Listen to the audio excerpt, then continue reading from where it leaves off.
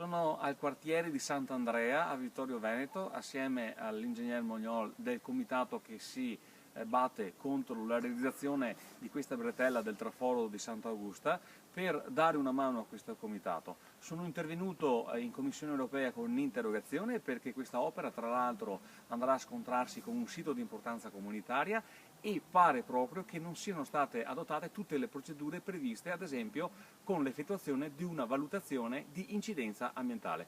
Naturalmente sosterrò questa lotta del comitato perché bisogna difendere questo importante patrimonio che è questo ambiente naturale da ulteriori cementificazioni e asfaltature di questo nostro territorio.